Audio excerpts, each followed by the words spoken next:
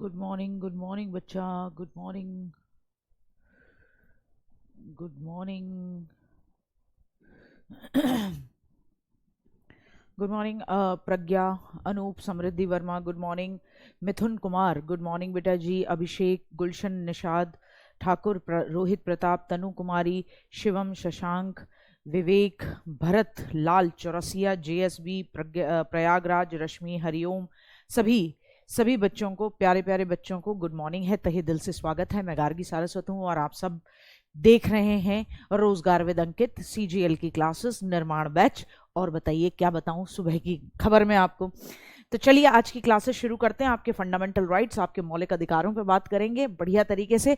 आज जो question answers मिलेंगे 10-15 नीचे उसकी आंसर की प्रोवाइड करा दूंगी, लेकिन देखना आंसर की तभी जब पहले अपने आंसर टिक लगा चुके हो कि ABCD मेरा इतना बन रहा है, ठीक है। और फिर शाम में जब मैसेज करोगे तो उस हिसाब से बताना कि मेरे इनके जो आपने क्वेश्चन दिए उनमें से मेरे कितने क्वेश्चंस बन जाते हैं, ठीक है ना। तो वो कोई दिक्कत तो नहीं होगी। वेरी गुड मॉर्निंग गुड्डा, वेरी गुड मॉर्निंग मेरा प्यारा बच्चा। प्रैक्टिस के लिए किसी बुक के चक्कर में मत पड़ो। अगर प्रीवियस ईयर के क्वेश्चन आंसर्स मिल जाते हैं तो बहुत अच्छी बात है, जिसमें भी 2021 और 22 के क्वेश्चन आंसर्स तो मैं खुद दे रही हूं तुम्हें, उससे प्रीवियस ईयर के मिलते हैं तो बहुत अच्छी बात है। नहीं तो उन्हें भी मैं इन्वॉल्व करके बाद में तो मैराथन लेके आनी है ही। तो मुझे नहीं लगता किसी तरीके की कोई दिक्कत होगी। एक बार देखना बेटा, एक बच्चा कह रहा वॉइस नहीं आ रही है। देखना गुड्डा, वॉइस नहीं आ रही है। सोना देखना, वॉइस नहीं आ रही है, ऐसे बोल रहा बालक, वॉइस नहीं आ रही, देखना। गुड मॉर्निंग गुड्डा, गुड मॉर्निंग। एक बार बता दो, थम्स अप करके बता दो वॉइस में। जय भीम बेटा, जय भीम। कोई दिक्कत तो नहीं है? ठीक है, ठीक है। 26 जनवरी को ही संविधान इसलिए लागू हुआ था, 26 जनवरी 1950 को, ओके है, ओके है, ठीक है। 26 जनवरी 1950 को ही संविधान इसलिए लागू हुआ था क्योंकि 26 जनवरी 1929, 26 जनवरी के लिए, मतलब 26 जनवरी 1929 बोल रही हूँ क्योंकि 1929 दिसंबर में लाहौर का सेशन होता है। किसका? लाहौर सेशन होता है। यहां तुम्हें बता दूं, ये शायद मैंने तुम्हें इन्फॉर्म नहीं किया, ये बात बताना भूल गए थे लगता है, तो ध्यान रखेंगे। दिसंबर 1929 की बात है, ये बिल्कुल अलग टॉपिक है। दिसंबर 1929 लाहौर सेशन हुआ था। कौन सा सेशन? लाहौर में INC का यानी इंडियन नेशनल कांग्रेस का सेशन हुआ था, अधिवेशन हुआ था। उसमें चाचा जी ने, किसने? जवाहरलाल नेहरू जी ने, इन्होंने ये कहा था कि हम आने वाली किसको? आने वाली 26 जनवरी 1930 को, क्या कहा था? 26 जनवरी 1930 को क्या मनाएंगे? भारत का स्वतंत्रता दिवस मनाएंगे। क्या कहा था? भारत का इंडिपेंडेंस डे मनाएंगे, स्वतंत्रता दिवस मनाएंगे, ठीक है। हालांकि ज्यादा लोगों ने इस बात को सुना नहीं था, ज्यादा लोगों ने इस बात को सुना नहीं था। यहीं इसी सेशन में जवाहरलाल नेहरू जी ने पूर्ण स्वराज यानी कंप्लीट सेल्फ रूल की बात की थी, पूर्ण स्वराज, ठीक, इसकी बात की थी। यही कारण है कि फिर चुना गया कि यार 26 जनवरी की वैसे भी एक वैल्यू है, तो 26 जनवरी को ही क्या कर दिया जाए? संविधान लागू किया जाए। तो मुद्दा यह था कि जो बात चाचा जी ने कब के लिए कही थी? 26 जनवरी 1930 के लिए कही थी कि पूरे देश में हम एक स्वतंत्रता दिवस मनाएंगे। तो उस दिन का बड़ा इंपॉर्टेंस था। तो उस दिन के इंपॉर्टेंस को जस्टिफाई करने के लिए क्या करा? संविधान सभा ने क्या कर दिया? 26 जनवरी 1950 को ही संविधान लागू किया। आ जाए फिर से समझते हैं। आज हमारा टॉपिक चलेगा फंडामेंटल राइट्स। कॉन्स्टिट्यूशन के किस भाग में है? तो याद रखेंगे भाग 3 में है। कॉन्स्टिट्यूशन के भाग 3 में है। आर्टिकल कहां से लेके कहां तक है? तो याद रखना 12 से 35 है। अब बात करते हैं कि यार अगर आर्टिकल 12 से 35 है तो आपने और हमने तो जनरली यार 14 से पढ़े कि 14 से लेके 18, फिर 19 से लेके 22, फिर 23 24, फिर 25 से लेकर 28, फिर 29 30 एक अलग है, और फिर एक 32 है। हमने तो कभी 12 13 पढ़ा ही नहीं, कभी 33 34 35 के बारे में जाना नहीं, तो कैसे कह सकते हैं? तो हम कहेंगे नहीं है। आर्टिकल 12 से लेके 35 तक किसके बारे में बात आती है? फंडामेंटल राइट्स के बारे में बात आती है। यानी कि आपको जो बेसिक, वास्तविक, मौलिक, रियलिटी में जो फंडामेंटल राइट मिलते हैं वो तो 14 से लेकर 32 तक मिलते हैं, 14 से लेकर 32 तक मिलते हैं। लेकिन उससे पहले 12, 13 में, 33, 34, 35 में उन फंडामेंटल राइट्स को प्रोटेक्ट करने की बात है। ठीक आ रही है? कहां से लिया है आपने? अमेरिका के संविधान से लिया है। अमेरिका के संविधान में फंडामेंटल राइट्स को क्या कहा जाता है? बिल ऑफ राइट्स कहा जाता है। क्या कहा जाता है? बिल ऑफ राइट्स कहा जाता है। ठीक है, अब बात आती है फंडामेंटल राइट्स बाकी राइट्स से, बाकी अधिकारों से कैसे अलग हैं। फंडामेंटल राइट्स बाकी अधिकारों से कैसे अलग है? इन्हें मौलिक या मूल अधिकार क्यों कहते हैं? इनका प्रोटेक्शन, इनको कौन प्रोटेक्ट करता है? तो याद रखना, these are been protected by government, protected by constitution, protected by constitution. इनका संरक्षण किसके माध्यम से संरक्षित है? संविधान के माध्यम से संरक्षित है। संविधान के माध्यम से, संविधान के द्वारा संरक्षित है। मतलब एक देश के अंदर सबसे ज्यादा पावरफुल कौन होता है? सबसे ज्यादा पावरफुल होती है बेटा सरकार एक देश के अंदर। केजीएफ तुम्हें हीरो लगता है, लेकिन केजीएफ सेकंड पार्ट में क्या दिखाते हैं कि Indira Gandhi shoot and sight के ऑर्डर दे देती है, शूट एंड साइट, जैसे ही देखो गोली मार दो। ठीक है, वहां से, कहां से? पार्लियामेंट से ऑर्डर निकलता है कि उड़ाओ इसको और कर लो केजीएफ अपने अंडर। तो मामला समझने की कोशिश करो, सबसे ज्यादा पावरफुल कौन होता है? गवर्नमेंट होती है।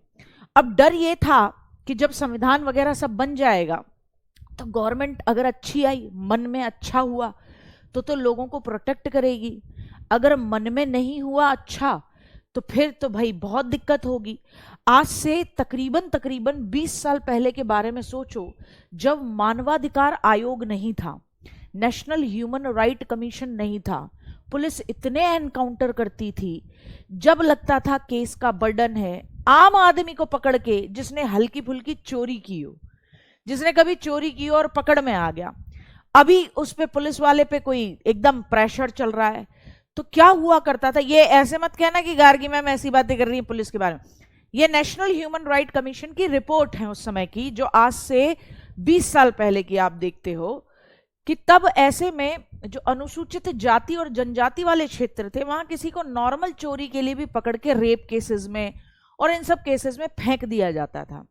आदमी दिख ही नहीं रहा, उसे मारा जा रहा है, पीटा जा रहा है, एकदम उसके बैंड बजा दी जा रही है बढ़िया तरीके से। फिर जब ह्यूमन राइट कमीशन आया तो उसके बाद इस तरीके की चीजों पे सरकार को जवाब देना पड़ा, पुलिस को जवाब देना पड़ा। ये जो आप कहते हो कि एनकाउंटर करने का अधिकार किस में आता है, एनकाउंटर करने का अधिकार कैसे आ सकता है? आप मुझे बताओ। किसी भी सरकार को कोई अधिकार है कि वो आपको क्या कर दे? आपको जान से मार दे? आपके पास आर्टिकल 21 है जो आपको जीवन जीने का अधिकार देता है, तो कोई आपके जीवन जीने के अधिकार के संग छेड़छाड़ कैसे कर सकता है? ये बताओ, कोई संभव ही नहीं। एनकाउंटर का अधिकार कोई अधिकार ही नहीं है, वो तो सेल्फ डिफेंस में करते हैं। आपने कभी सुना है वो ये कहते हैं कि हमने एनकाउंटर कर दिया क्योंकि सामने वाला ज्यादा विभत्स कारनामा करके आया था? अरे वो ये कहते हैं सेल्फ डिफेंस में हमने मारा है, क्योंकि वो भी आर्टिकल 21 का ही यूज करते हैं वहां पर कि मुझे भी जीवन जीने का अधिकार है। ये मुझे मारने का प्रयास कर रहा था, ये भागने का प्रयास कर रहा था, इसने बैक में हम पे गोलियां चलाई, इसलिए हमने अपने जीवन जीने के अधिकार को सुरक्षित रखते हुए, आर्टिकल 21 को सुरक्षित रखते हुए रिवर्स में इधर गोली चले। आ रही बात समझ में? तो एनकाउंटर का अधिकार कोई अधिकार नहीं है। एक बच्चा रोज पूछता है एनकाउंटर का अधिकार बताओ दीदी। अरे कहां से बता दे दीदी एनकाउंटर का अधिकार, जब कोई पैदा ही अधिकार नहीं हुआ है ऐसा। ठीक है, आ जाओ आ जाओ अब आ जाओ, यहां आ जाओ, अब समझेंगे। तो भाग 3 में है, आर्टिकल 12 से लेके 15 तक है, 35 तक है। भाग 12 में क्या है? भाग 12 के अंदर है स्टेट की डेफिनेशन, राज्य की परिभाषा। भाग 12 में है गुड्डा, क्या है सोना? राज्य की परिभाषा। भाग 13 अनुच्छेद 13 क्या कहता है कि कोई भी ऐसा कानून बना है जो आपके फंडामेंटल राइट का उल्लंघन करता है तो वो कानून मान्य नहीं है। सीधी बात, नो बकवास। क्या कहता है? अगर ऐसा कोई भी कानून बना है जो आपके फंडामेंटल राइट का वायलेशन करता है तो वो कानून मान्य नहीं होगा। जैसे सपोज करो ऐसा कानून बना दे सरकार जो मेरे जीवन जीने के अधिकार के अगेंस्ट हो। सरकार ये कह दे कि भाई किसी विशेष परिस्थिति में कहना एक अलग बात है, जैसे मार्शल लॉ लगता है तब आपको इकट्ठा नहीं होने दिया जाता है, तब कहा जाता है कि आप साजिश कर सकते हो, सुरक्षा बल उस जगह पे हैं, तो आपके मौलिक अधिकारों को कुछ समय के लिए सस्पेंड किया जा रहा है, सीमित किया जा रहा है। अब सपोज करो कोई ऐसा कानून बनाए सरकार जो मेरे मौलिक अधिकारों को क्या करता हो, खत्म करता हो। जैसे सरकार ने कानून बना दिया कि अब से free and compulsory education government नहीं देगी, इसका वहन जो करना होगा वो माँ बाप को करना होगा। तो मेरे अनुच्छेद 21A का हनन हो रहा है, वायलेशन हो रहा है। सरकार ने ही तो मुझे ये संविधान के अंदर ये आर्टिकल दिया गया है, मुझे अनुच्छेद 21A, जिसके अंदर कहा गया है कि 6 से 14 साल के बच्चों को फ्री और कंपलसरी एजुकेशन प्रोवाइड कराने का अधिकार है, करने का अधिकार है। और वो कौन कराएगी? वो खर्चा गवर्नमेंट उठाएगी।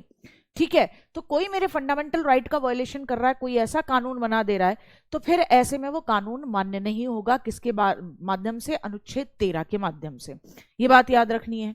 33 क्या कहता है? 33 ये कहता है कि पुलिस हो गई, सुरक्षा बल हो गए, डिफेंस फोर्सेस हो गए, इनके मौलिक अधिकार लिमिटेड कर दिए जाते हैं संसद के द्वारा।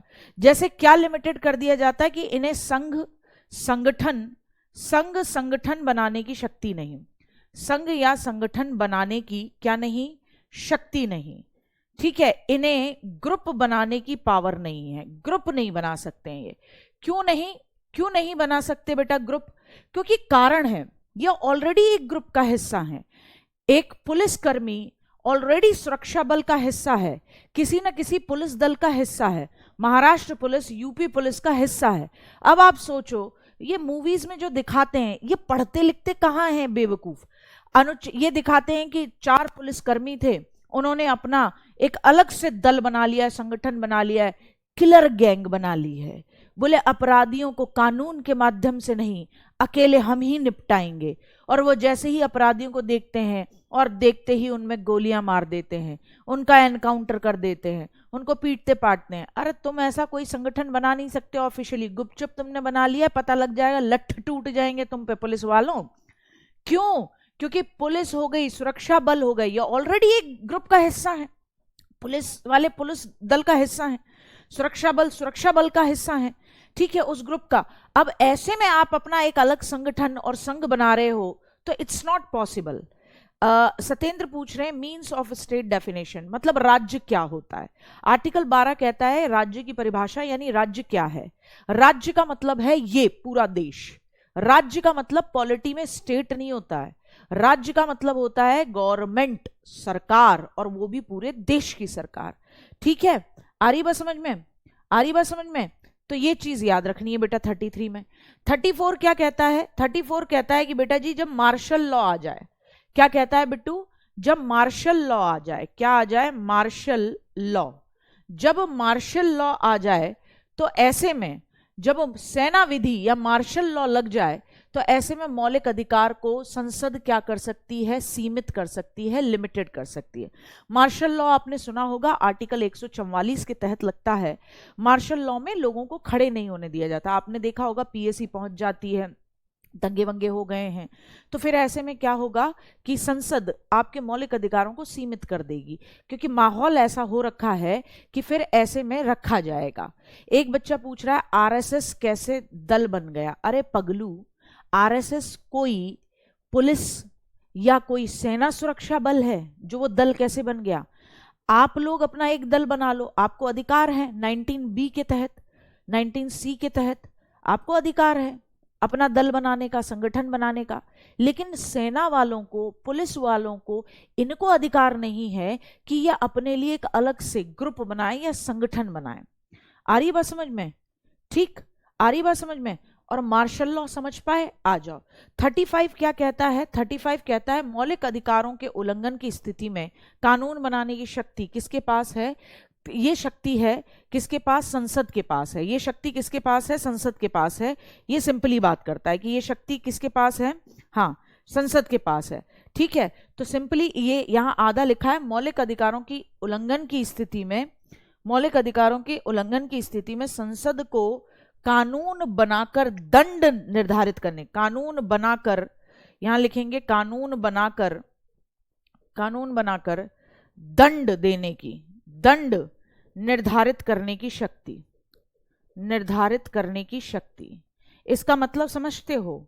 इसका मतलब है आर्टिकल 35 ये कहता है, आर्टिकल 35 ये कहता है कि पार्लियामेंट के पास पावर है कि अगर आप ये देखते हो कि मौलिक अधिकारों के उल्लंघन की स्थिति है, लोग मौलिक अधिकारों के उल्लंघन कर रहे हैं, तो ऐसे में कानून बनाकर क्या दंड होगा सरकार के लिए या उस गवर्नमेंट ऑफिसर के लिए जिसने आपके फंडामेंटल राइट का वॉलेशन किया है, ये पावर भी किसके पास है? ये पावर भी संसद के पास है। मेरी बात समझे? ये पावर भी किसके पास है? संसद के पास है। ठीक, तो मैं एक बार फिर से समझाती हूं, फिर से समझ लो। पहले सबसे पहले 12 जो फालतू फालतू हैं उनको समझो। अनुच्छेद 12 राज्य की परिभाषा क्या कहता है? ये राज्य की परिभाषा के बारे में बात करता है। राज्य की परिभाषा यानी डेफिनेशन के बारे में बात करता है कि स्टेट है क्या, डेफिनेशन के बारे में बात करता है। अनुच्छेद 13 क्या कहता है? अनुच्छेद 13 ये कहता है कि कोई भी कानून जो क्या करता हो, कोई भी कानून जो फंडामेंटल राइट FR का उल्लंघन करता हो वो जीरो हो जाएगा ऑटोमेटिकली। उल्लंघन करता हो वो मान्य नहीं, उल्लंघन करता हो वो क्या नहीं होगा? वो मान्य नहीं होगा, नल एंड वॉइड हो जाएगा। मान्य नहीं यानी क्या हो जाएगा? नल एंड वॉइड हो जाएगा, नल एंड वॉइड। 14 क्या कहता है? सॉरी 14 तो फिर बेसिक में आ जाएंगे।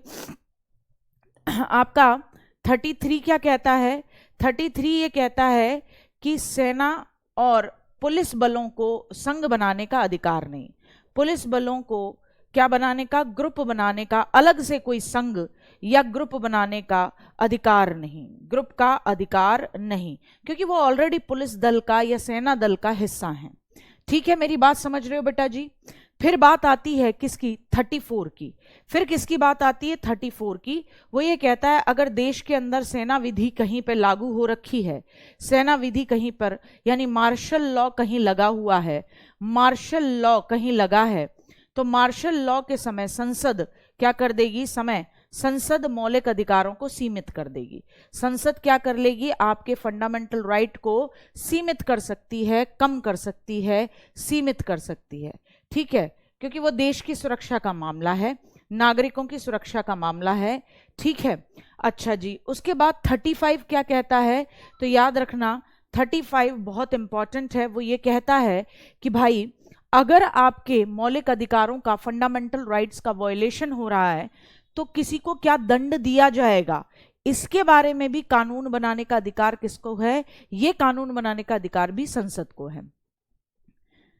सब बताऊंगी अभी, क्या कभी मौलिक अधिकार निरस्त नहीं हो सकते हैं या हुए हैं? खूब होते हैं। ठीक है, तो 35 क्या कहता है कि फंडामेंटल राइट के उल्लंघन, फंडामेंटल राइट के उल्लंघन यानी वायलेशन, उल्लंघन या वायलेशन, फंडामेंटल राइट के उल्लंघन या वायलेशन के लिए दंड निर्धारित, पनिशमेंट क्या होगा का अधिकार, निर्धारित करने का अधिकार, निर्धारित करने का अधिकार किसका? संसद का।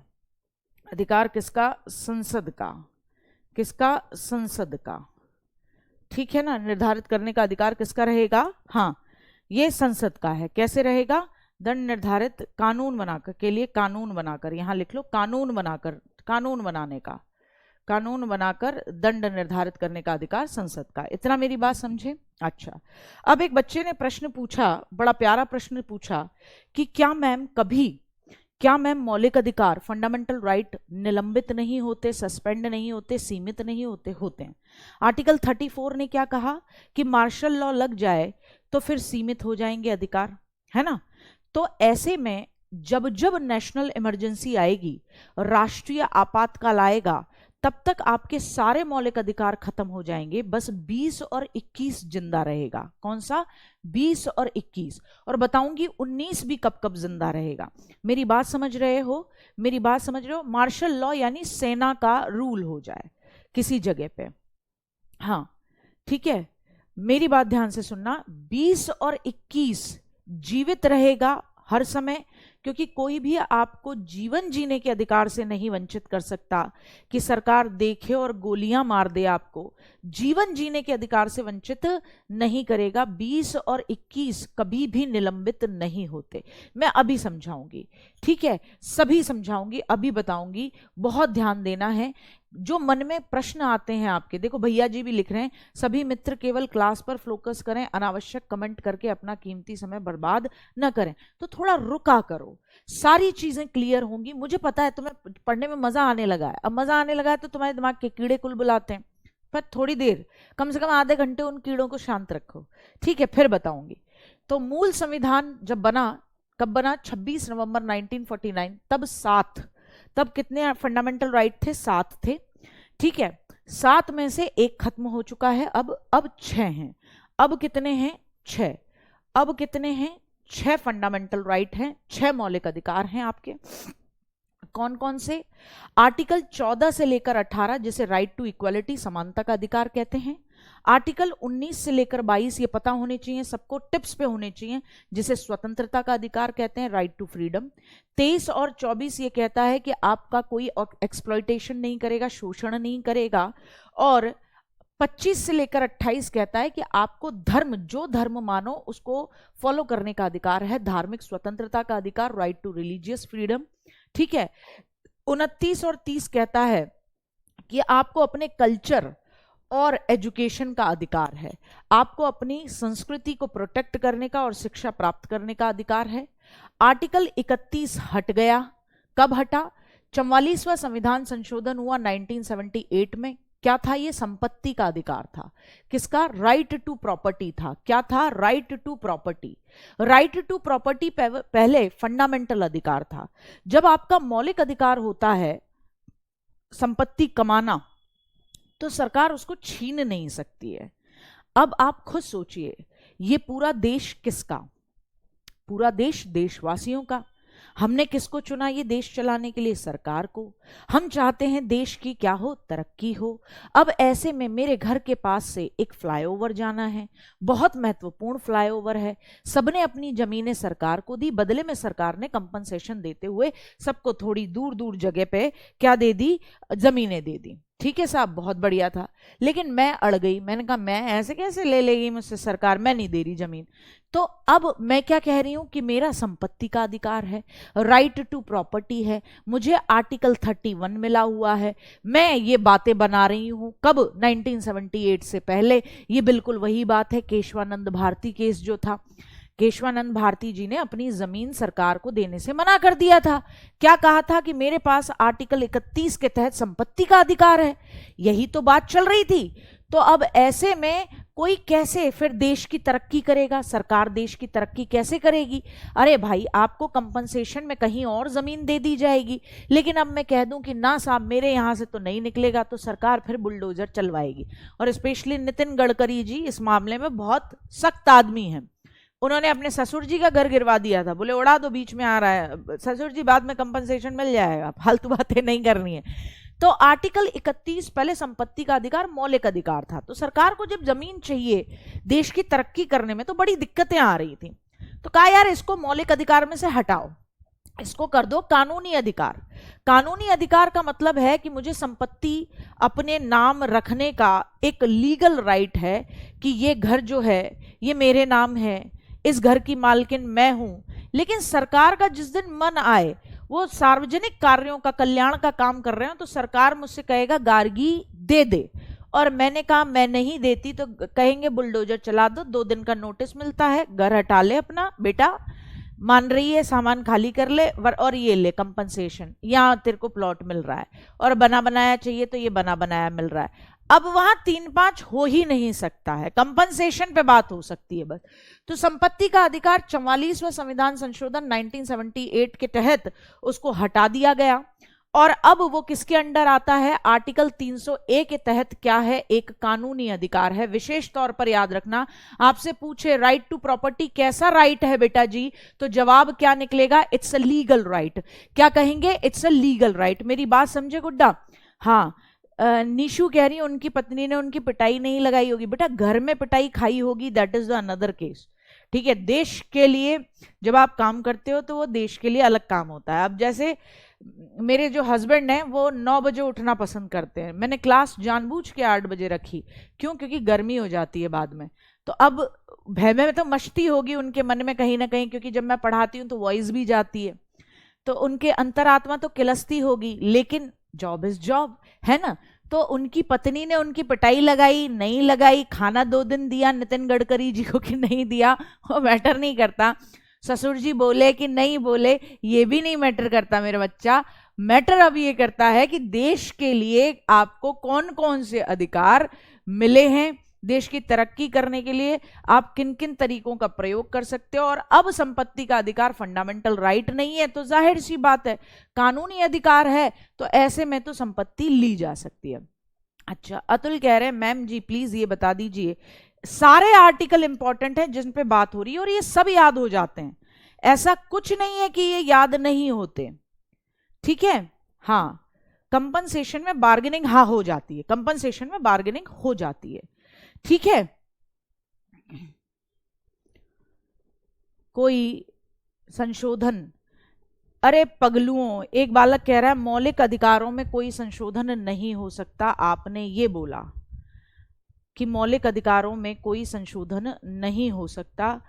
तो देखो, पॉजिटिव संशोधन हो सकता है, आप मौलिक अधिकारों में कुछ चीजें जोड़ते हो, जैसे बहुत लंबे समय से मौलिक अधिकारों में चीजें जुड़ रही हैं।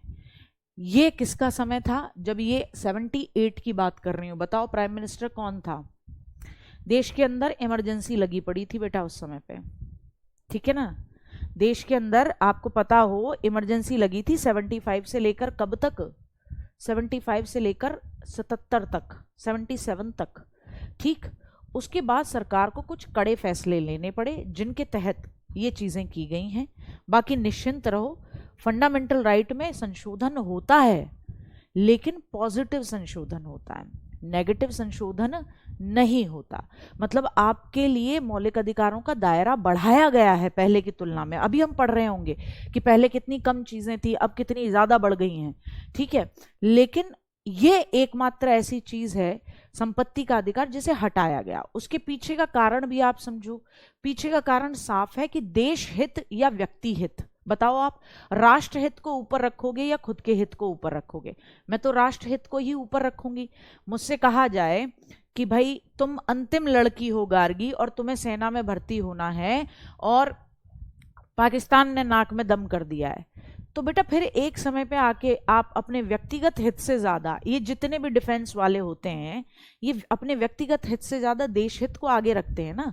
कोई सेना पे क्यों मरना चाहेगा? आप बताओ, किसी को मरने का शौक है? आप बताओ, आदमी कोई ऐसे गर्दन पे इतना चाकू भी रख दे तो सामने वाले की मुंडी उड़ाने का पूरा मन करता है। लेकिन कोई अगर देश के लिए बिल्कुल जानता ही है कि मेरी तो मृत्यु हो ही सकती है किसी भी समय, और जिसकी कश्मीर में एक समय ऐसा था कि कश्मीर में, हम आर्मी पब्लिक स्कूल में पढ़ाया है मैंने, तो आर्मी पब्लिक स्कूल में टीचर, तो वहां आप जब बात करते हो ना पेरेंट्स से, तो फादर वगैरह से बात करते हो तो बताते हैं जिनकी पोस्टिंग होती है जम्मू कश्मीर में, कि मैम हमें नहीं पता किधर से मिलिटेंट निकलेगा, कौन सी गोली हमारी खोपड़िया पे लगेगी, हम नॉर्मली जा रहे हैं, ड्रिल कर रहे हैं और कभी भी कुछ भी हो सकता है। तो जिसको ये सुनिश्चित ही है कि मेरी 2 साल की या 3 साल की पोस्टिंग में कुछ भी हो सकता है, लेकिन फिर भी वो जा रहा है, तो देश हित से पहले क्या रखा जाता है? राष्ट्र हित। इसीलिए भारत आज तक महान है, इसीलिए भारत अभी तक बना हुआ है, क्योंकि हम देश हित से पहले किसी चीज को नहीं रखते, पहले देश है हमारे लिए और होना भी चाहिए।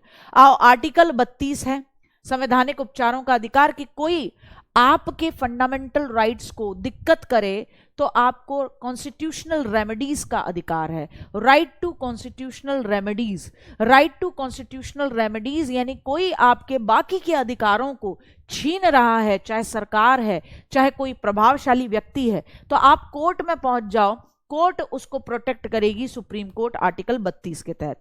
सारे के सारे आपको याद करने होंगे, इसमें कोई ये नहीं कहेगा कि ये याद नहीं होंगे, सब याद हो जाते हैं। 10 बार रिवीजन करते हैं तो सारे आर्टिकल याद होते हैं।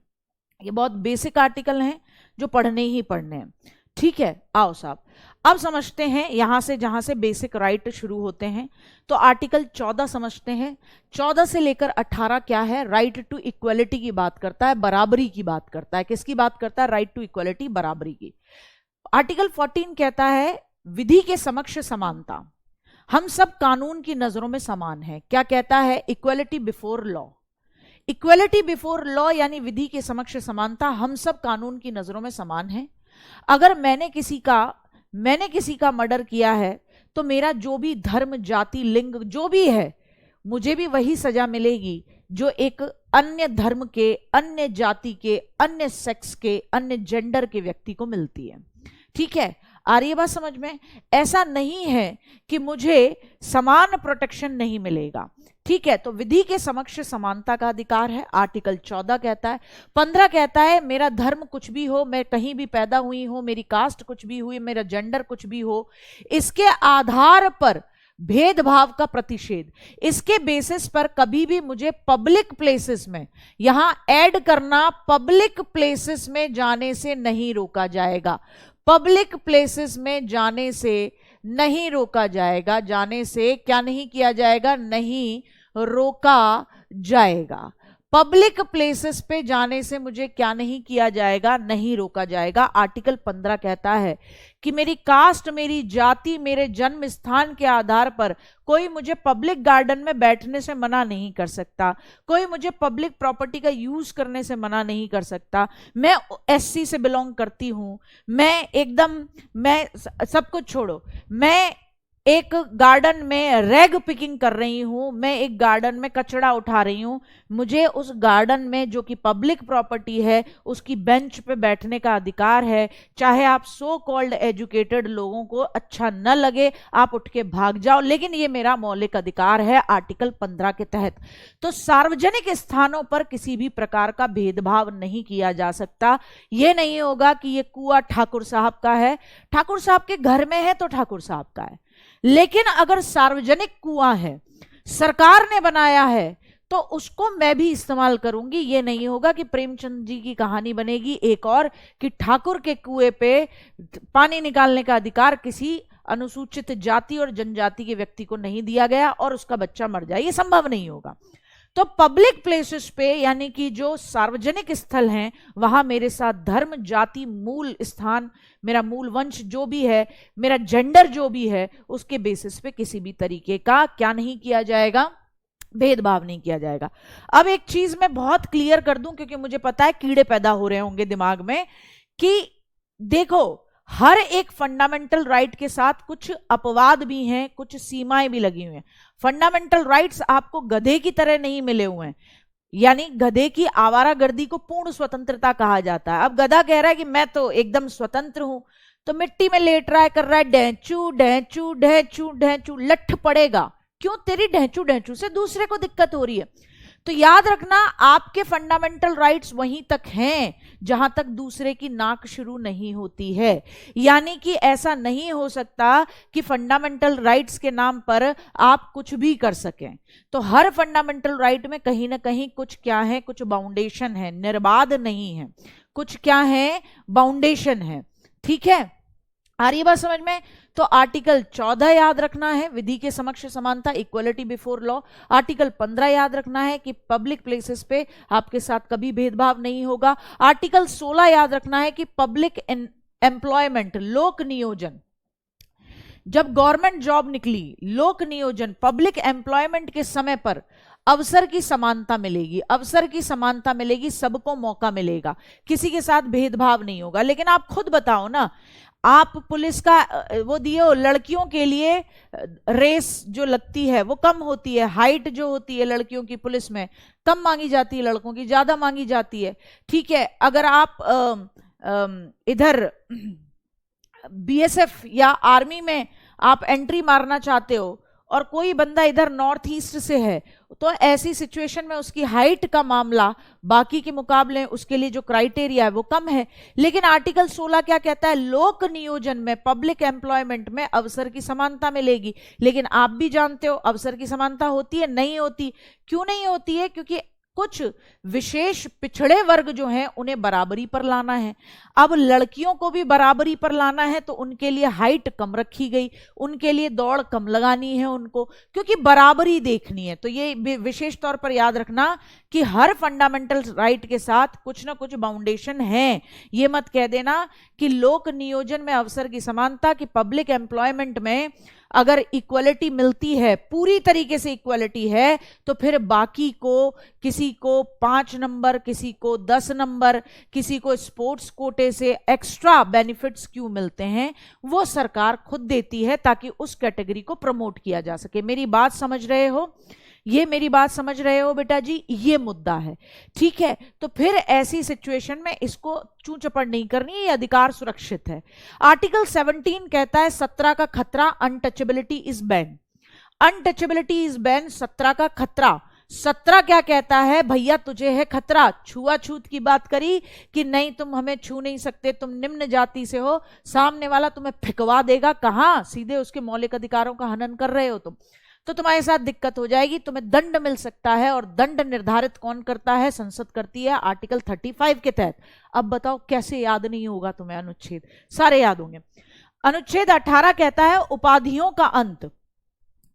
लेकिन कौन सी उपाधियां, कौन से टाइटल मिलेंगे? एजुकेशन और सेना से संबंधित सम्मान मिलेंगे, या जो सरकार सम्मान देगी, सरकार द्वारा दिए गए सम्मान, सरकार द्वारा दिए गए सम्मान।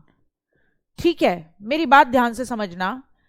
पहले क्या होता था? राजा महाराजा, जिसका जो मन आ रहा है कि भैया अलाउद्दीन खिलजी ने खुद को जिल्ले इलाही की उपाधि दी। जिल्ले इलाही का मतलब ईश्वर की छाया, अपने आप को कहा मैं ही हूं ईश्वर, यहां पर जिल्ले इलाही। ठीक है साहब, आपको पता है 14 विक्रमादित्य हुए, यानी 14 राजाओं ने अपने आप को विक्रमादित्य कहा।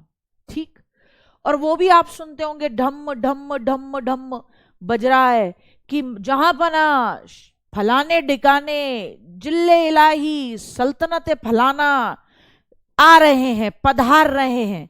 ये इतनी दुनिया भर के जो टाइटल मिलते थे इन्हें, ये सारे टाइटल खत्म कर दिए। अब स्वतंत्रता के बाद जब फंडामेंटल राइट्स आपके दिए जा रहे थे, जब कॉन्स्टिट्यूशन आपका लागू हुआ 26 जनवरी 1950, उसके बाद आर्टिकल 18 के तहत अगर मैं कहीं की राजा रानी भी थी या रजवाड़ों से भी बिलोंग करती थी, किसी प्रिंसली स्टेट से, तब भी मैं ये मुनादी नहीं पिटवाऊंगी अपने नाम के आगे, ये नहीं लिखूंगी। जब मुझसे पूछा जाएगा आपका पूरा नाम, तो मैं ये नहीं लिखूंगी विक्रमादित्य गार्गी सारस्वत, या ये नहीं लिखूंगी कि पापा की परी गार्गी सारस्वत, ना, लिखा ही नहीं जाएगा। कोई टाइटल, कोई उपाधि नहीं लगाई जा सकती। उपाधियों का अंत कर दिया गया। केवल उपाधियां कौन सी एक्सेप्टेड हैं? जो आपने अर्जित की हैं। अर्जित कैसे की हैं? जैसे मैंने पीएचडी की तो मुझे डॉक्टर की उपाधि मिली, तो एजुकेशन में, विद्या में मुझे जो उपाधि मिली है वो मैं लगा सकती हूँ। सेना से संबंधित सम्मान, जो आर्मी में आपको पता है गैलेंट्री अवार्ड्स मिलते हैं, उनको लगा सकते हैं, आप जानते हैं, लगाते भी हैं। और सरकार जो सम्मान देती है, जैसे पद्म भूषण, पद्म विभूषण, ठीक है, पद्मश्री, ये लगा सकते हैं, ये सरकार द्वारा। अच्छा, किसी और देश से भी मैं उपाधि लेने नहीं जा सकती हूँ बिना सरकार को बताए कि मेरे को तो वहां से बुलाया है। और अमेरिका वाले बड़े खुश हैं मेरी 2 वीडियो देख के कि गार्गी मैम बड़े गजब के एग्जाम्पल देती हो आप आओ, आपको हम उपाधि देते हैं गजब का टीचर की। तो ये उपाधि अगर मुझे किसी और देश से मिल रही है, अपने देश की सरकार दे रही है, तो राजी राजी खुशी खुशी लगाओ, कोई दिक्कत नहीं है, उसका मैं इस्तेमाल भी कर सकती हूँ। लेकिन अगर किसी और देश की सरकार दे रही है तो पहले मुझे पूछ के जाना पड़ेगा भारत सरकार से, वरना मार पड़ेगी मुझ में कि कहाँ दूसरी जगह उपाधि लेने भाग गई है, चल अपने देश में आ वापस। ठीक है, समझ रहे हो?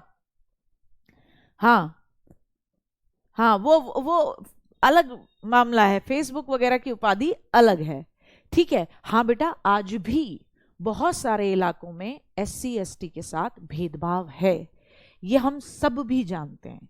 आप गांवों में जाइए, आप यकीन नहीं करेंगे कि मैं थोड़े दिनों पहले एक केस देख रही थी कि हम देखो कितना समय गुजर चुका है और हमारे पास कितने मौलिक अधिकार हैं। एक गांव है यूपी के अंदर, पता नहीं मैं जगह का नाम भूल रही हूँ, वहां पे महिलाएं जब हाई कास्ट की घरों से के सामने से निकलती हैं तो चप्पलें हाथों में ले लेती हैं, जब पूरा गांव का पार करती हैं तब वो चप्पलें पहनती हैं।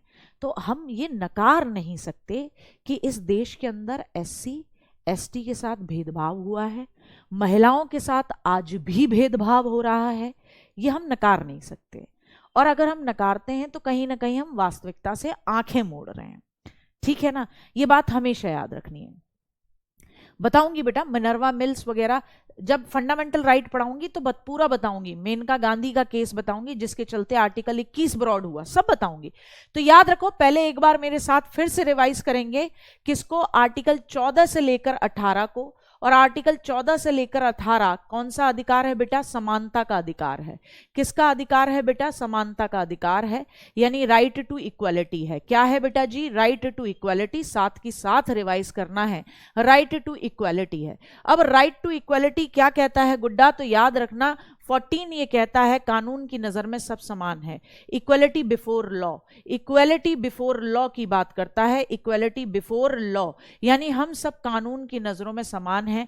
15 ये कहता है कि पब्लिक प्लेसेस पर किसी भी पब्लिक गार्डन में, पब्लिक पार्क में, पब्लिक स्कूल में, ठीक है, मुझे मेरे धर्म, जाति, लिंग, जेंडर, जन्म स्थान के आधार पर, जन्म स्थान के आधार पर भेदभाव नहीं, जन्म स्थान के आधार पर क्या नहीं किया जाएगा, के आधार पर नो भेदभाव, मेरे साथ किसी भी तरीके का क्या नहीं किया जाएगा, भेदभाव नहीं किया जाएगा, हाँ भेदभाव नहीं किया जाएगा, ठीक है। 16 क्या कहता है, लोक नियोजन यानी गवर्नमेंट जॉब जो निकल रही हैं, लोक नियोजन में अवसर की समानता, लोक नियोजन में क्या होगी, अवसर की समानता होगी, अवसर की क्या होगी, समानता होगी। लेकिन आप जानते हैं रिजर्वेशन रखा गया है, वो किस लिए, ताकि बाकियों को अवसर की समानता मिले। 17 क्या कहता है, खतरा, अस्पृश्यता का अंत, अनटचेबिलिटी का एंड, अस्पृश्यता का अंत होगा, अनटचेबिलिटी का एंड होगा, 17 का खतरा। 18 क्या कहता है, उपाधियों का अंत होगा, कोई अपने आप को टाइटल्स नहीं देगा, उपाधियों का अंत होगा, टाइटल्स बैन होंगे, कि मैं टाइटल्स बैन होंगे, जो लिखा लेते हैं ना लोग ऐसे करके टाइटल्स नहीं होंगे। आप ये जो लिख देते हैं, क्या आपने देखा होगा कुछ लोग गाड़ियों के पीछे बड़ा लिखते हैं कि माँ का लाडला, माँ का मगरमच्छ। अब फॉर्म भरने में ये टाइटल्स नहीं लगा सकता कि मैं माँ का मगरमच्छ, आगे नाम लिख दिया अमन पासवान, ठीक है, तो ये मामला नहीं हो सकता, ठीक। अमन कहेगा मेरा ही नाम लेना था दीदी। अब आता है 19 से लेकर 22, बहुत रोचक अधिकार है, स्वतंत्रता का अधिकार। 19 से लेकर 22 तक पूरा स्लॉट है किसका, स्वतंत्रता के अधिकारों का। 19 क्या कहता है, जिसे आप राइट टू लिबर्टी भी कहते हो।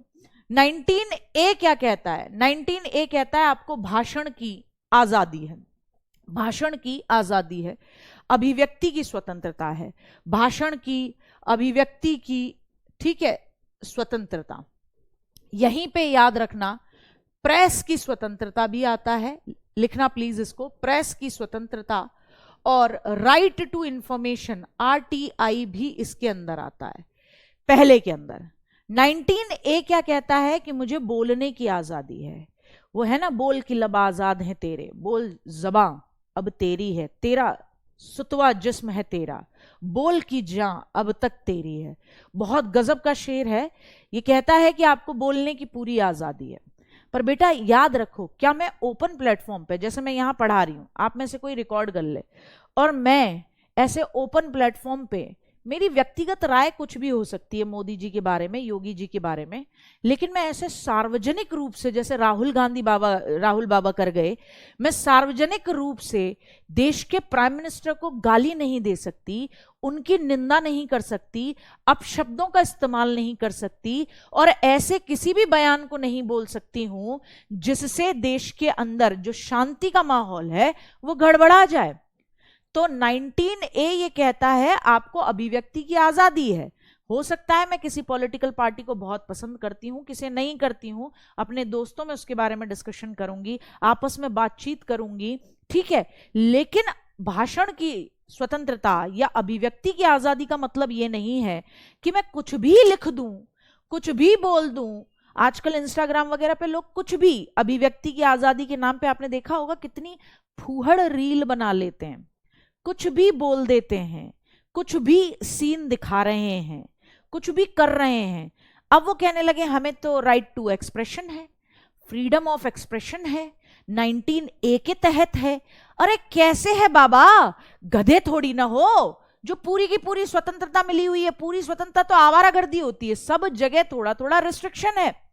तो मैं कोई भी ऐसा कंटेंट नहीं परोस सकती हूं, इंस्टाग्राम पे कोई ऐसी चीज नहीं कर सकती हूं, पब्लिक डोमेन में मैं कोई ऐसी चीज नहीं कर सकती हूं जो कि सार्वजनिक रूप से सही ना हो।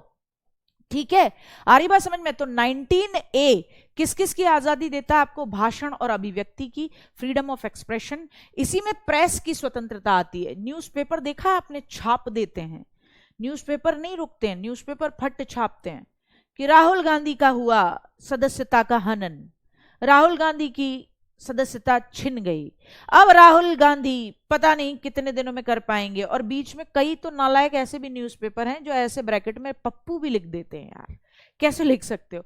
तो प्रेस को एक अलग तरीके की स्वतंत्रता होती है, जो प्रेस जिसके माध्यम से इसी स्वतंत्रता का इस्तेमाल करते हुए क्या कर देती है, किसी व्यक्ति के बारे में लिखती है, लेकिन वो भी सबूतों के बेसिस पे लिखती है।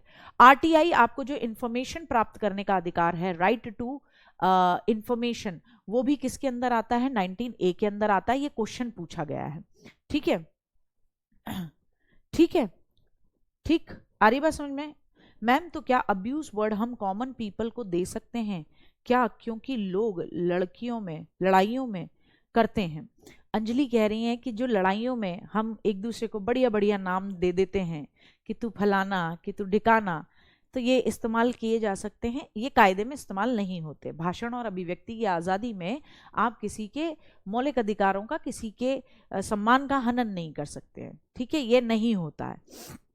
लेकिन लोग कोई पहुंचते थोड़ी ना कि मेरे मौलिक अधिकारों का हनन कर दिया, मुझे गाली दे दी। ठीक है, तो 19A।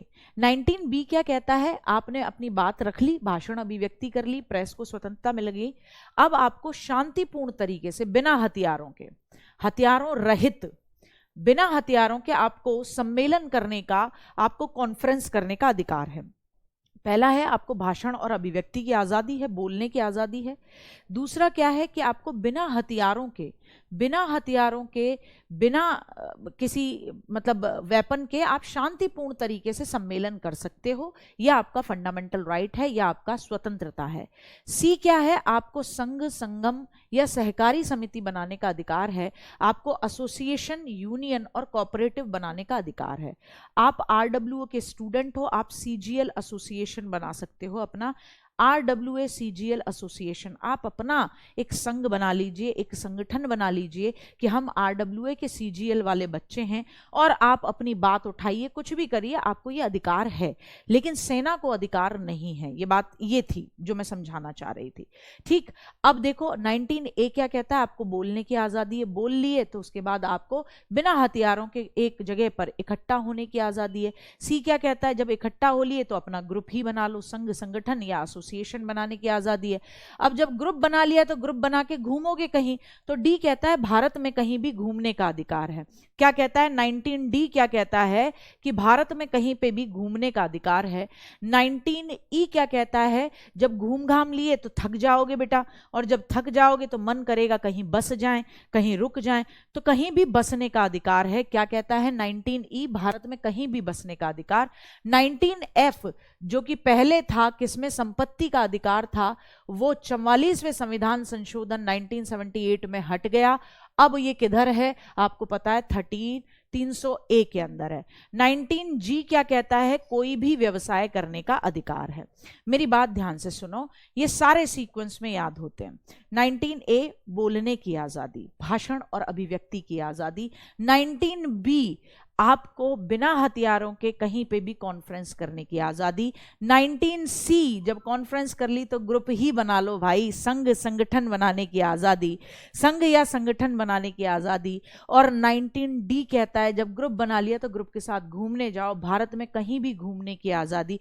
लेकिन याद रखना, अब आप ये कह दो कहीं भी घूमने की आज़ादी है, तो गार्गी मैम हम तो जहाँ परमाणु बम रखा है ना उधर देखने जाएंगे, और अधिकार है हमको, तो मौलिक अधिकार है, हमको तो देखना है भैया कैसा है परमाणु बम, दिखता कैसे है, परमाणु बम का रिमोट कैसे है। मार लगेगी। क्यों? नेशनल सिक्योरिटी का मामला है। तुम ये कह दो कि मैं तो कैंट एरिया में घूमने जाऊंगा, अरे कैसे चले जाओगे भाई, कैंट एरिया में डिफेंस का मामला है, ठीक। तो कहीं भी घूमने का मतलब जहां तक रिस्ट्रिक्शन ना हो वहां तक तुम्हें घूमने का अधिकार है। फिर जब घूम घाम लिए बेटा 19D में, तो 19E कहता है अब बस जाओ कहीं, तो कहीं भी बसने का अधिकार है भारत में। लेकिन पहले क्या आप और हम जम्मू कश्मीर में बस सकते थे? नहीं, आर्टिकल 35 के तहत हमें बसने का अधिकार ही नहीं था, फिर वो हटाया गया, ठीक है ना। तो अब कुल मिलाकर जहां जहां रिस्ट्रिक्शन नहीं है वहां वहां आप घर भी खरीद सकते हो, आराम से खरीद सकते हो, तो कहीं भी बसने का अधिकार है। 19F संपत्ति का अधिकार था। अब संपत्ति का अधिकार दो जगह था, 31 में भी था और 19F में भी था, तो हटा दिया गया। कहां है अब? 300A के अंदर है। किस नाम से जानते हैं? कानूनी अधिकार। हाँ, बम लोग उठा लाएंगे, बम उठा लाओगे, सही बात है, तुम तो आताताई औलादें वैसे भी हो, तुम बम उठा लाओगे वहीं फोड़ दोगे कि खेल खेल के देखें कितना भारी है। 19G कोई भी व्यवसाय करने का अधिकार। अब इसमें भी रिस्ट्रिक्शन है, कोई भी व्यवसाय का मतलब ये थोड़ी ना चरस गांजा बेचने लग जाओगे, कि गार्गी मैम बोली थी कोई भी व्यवसाय कर सकते हैं, स्वतंत्रता है, लिबर्टी है भाई। तो चलो पीछे, घर के पीछे गांजा उगा लेते हैं, उसको बेचेंगे मार्केट में, पैसा बहुत अच्छा आता है, इतनी पुड़िया बेचेंगे और घर बैठे 2000 रुपए कमाएंगे, खुद भी फूकेंगे और खुद भी मस्त हो जाएंगे। तो धुएं में याद रखना, आजकल का एक टैग है, आजकल की जनरेशन ये नहीं कहती है दुआ में याद रखना, आजकल की जनरेशन वाले बालक जो हैं वो ये कहते हैं धुएं में याद रखना। वो सुट्टाबाज जो ग्रुप होता है वो कहता है धुएं में याद रखना। तो ये संभव नहीं हो सकता, ये संभव नहीं हो सकता कि कोई भी व्यवसाय करने का मतलब ये नहीं है कि ऐसा काम करने लगो जो इलीगल हो। तो लीगल जो भी काम है, आपका मन है आप लिखाओ, MBA चाय वाली, MBA पानी पताशे वाली, ठीक है, MBA चाय वाला, आप जो मर्जी है वो बेचो। मना कर रहा है कोई कि आप इतने पढ़े लिखे हो कि काहे बेच रहे हो? ठीक है, आ रही बात समझ में? अच्छा, ये जो 19B के अंदर मैंने आपको बताया था, C के अंदर सहकारी समिति, संघ या संगठन बनाने का अधिकार, ये पहले नहीं था। सरकारी समिति, संघ या संगठन बनाने में वहां सिर्फ लिखा हुआ था आपको संघ और संगठन बनाने का अधिकार है। इसमें ये शब्द कि सहकारी समिति यानी कोऑपरेटिव सोसाइटी बनाने का अधिकार है, ये शब्द कब जोड़ा गया? 2011 में जोड़ा गया। कब जोड़ा गया? 2011 में जोड़ा गया। कौन सा संविधान संशोधन किया गया? तो याद रखेंगे 97वां संविधान संशोधन किया गया। कौन से नंबर का संविधान संशोधन? 97 नंबर का संविधान संशोधन किया गया। कोई भी दिक्कत यहां तक में? हाँ ठीक है साहब, आ जाओ आगे बढ़े। हाँ मैम, पेपर वालों को फ्रीडम है तो वो गलत न्यूज़ पर उन पर केस कर सकते हैं, मानहानि के दावे होते हैं, या कई बार वो इसलिए बच जाते हैं क्योंकि प्रेस की स्वतंत्रता में वो ये कहते हैं कि हमारे सोर्सेस थे जहां से हमें ये पता लगा, तो वो उनके पास थोड़ा सा वो रहता है। ठीक है, अपने हित के लिए कुछ टाइम पब्लिक प्रॉपर्टी को यूज कर सकते हैं क्या? जैसे नहीं, पब्लिक प्रॉपर्टी को आप अपने हित के लिए कैसे यूज कर लोगे कि घर बनाने के लिए? है तो वो पब्लिक प्रॉपर्टी, आपकी थोड़ी, निजी संपत्ति थोड़ी ना, टूटेगी फिर तो वो तो। आओ, आर्टिकल 21 क्या है? आर्टिकल 21 क्या है? पहले 21 से पहले 20 नहीं है, गायब हो गया क्या 20? ठीक है साहब, तो समझो पहले 21 से पहले 20 समझ लो बेटा। 21 से पहले क्या समझ लो? अनुच्छेद 20 समझ लो। अनुच्छेद 20 गायब हो गया है, वो समझो। अनुच्छेद 20 क्या कहता है? अनुच्छेद 20 कहता है अपराधों के लिए दोष सिद्धि के संबंध में, अपराधों के लिए दोष सिद्धि के संबंध में, दोष सिद्धि के संबंध में संरक्षण, संबंध में संरक्षण। ठीक है, इसे आप क्या बोलते हो? इसे आप कहते हो कि आपके पास क्या है? आपके पास अपराधों के लिए दोष सिद्धि के संबंध में संरक्षण है, यानी कि आपके पास क्या है? प्रोटेक्शन है। किस चीज का है? प्रोटेक्शन। अरे ये तो बेकार चल रहा है पेन, ये तो बढ़िया ही नहीं चल रहा। ठीक है, संरक्षण किस चीज का है? प्रोटेक्शन। प्रोटेक्शन किस चीज का? अपराधों के लिए दोष सिद्धि के संबंध में, यानी protection for conviction, for conviction of offences, offences, यानी आपको, आपने कुछ ऑफेंसेस, अपराध किए हैं, उनके संबंध में कन्विक्शन, दोष सिद्धि से आपको संरक्षण मिलेगा। इसका सिंपल मतलब क्या है कि 3 चीजें इसके अंदर आती हैं। पहली चीज, आपने कोई अपराध किया है तो आपको कोर्ट के अंदर अपने खिलाफ गवाही देने के लिए बाध्य नहीं किया जाएगा। ये किसका काम है? ये पुलिस का काम है कि वो पता लगाए कि आपने काम किया है, ये कांड आपका द्वारा किया गया है, वो सबूत इकट्ठा करे। ये नहीं हो सकता कि आपको कहा जाए कि नहीं तुम बोलो कि तुमने चोरी करी है, कोर्ट में तुम बोलो। मैं तो यही बोलूंगी एंड तक, मैंने तो नहीं करी है, मैंने करी नहीं है चोरी। क्यों? क्योंकि मेरे पास, मुझे पता है बहुत अच्छे तरीके से, आर्टिकल 20 है जो क्या कहता है कि मुझे अपराधों के लिए दोष सिद्धि के संबंध में संरक्षण है। I have some protection in case for conviction of offences. मुझे अधिकार है। कैसे अधिकार है? कि कोर्ट में, न्यायालय में, कोर्ट में अपने खिलाफ गवाही देने के लिए, अपने खिलाफ गवाही देने के लिए, अपने खिलाफ ही गवाही देने के लिए बाध्य नहीं किया जाएगा।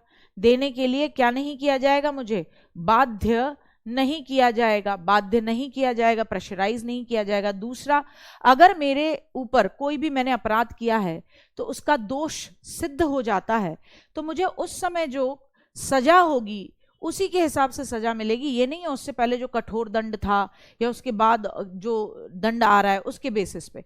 जिस समय मैंने ये अपराध किया उस समय जो मुझे सजा मिल रही है, तो जिस तरीके की सजा उस समय प्रचलन में है वही सजा मुझे दी जाएगी, हाँ, इधर उधर ये नहीं होगा कि मुझे अलग से दे दी जाएगी। बिल्कुल, मुझे बाध्य नहीं किया जाएगा। ठीक है ना? हाँ, ठीक है। तो दूसरा, एक अपराध के लिए एक ही बार सजा, एक अपराध के लिए एक ही बार सजा, एक अपराध के लिए कितनी बार? एक ही बार सजा मिलेगी। ये नहीं है 2-3 बार देंगे, एक ही बार क्या मिलेगी? सजा मिलेगी। दूसरा के तीसरा क्या है? तीसरा ये है कि भैया उस समय मान्य कानून के हिसाब से सजा मिलेगी, मान्य कानून के हिसाब से सजा। ठीक है? ऐसा नहीं है कि भैया पहले कठोर कानून था तो इसको कठोर वाली सजा दो। ठीक, पहले सरकार लटका देती थी तो अब लटकाएगी नहीं भाई, जो सजा चल रही है उसके लिए वही सजा मुझे मिलेगी। कोई दिक्कत? हाँ, पूछताछ करती है 3rd डिग्री, वो एक अलग मामला है। ठीक है, चलो, तो ये आज आर्टिकल 20 तक दिमाग में रखना है। कल समझेंगे 21 और कुछ केसेस भी बताऊंगी, वो केसेस याद रखना कि कैसे 21 का दायरा बढ़ा है। ठीक है, सारा रिवीजन करना। मैंने हैंड टू हैंड रिवाइज कराया, ये वाली पीडीएफ भी दे दूंगी, कल शायद पहुंची नहीं है ये वाली पीडीएफ। ठीक है, तो ये वाली पीडीएफ भी मिलेगी और क्वेश्चन आंसर भी मिलेंगे। ठीक है, तो चलो कल मिलते हैं, तब तक के लिए जय हिंद, जय भारत। ठीक है।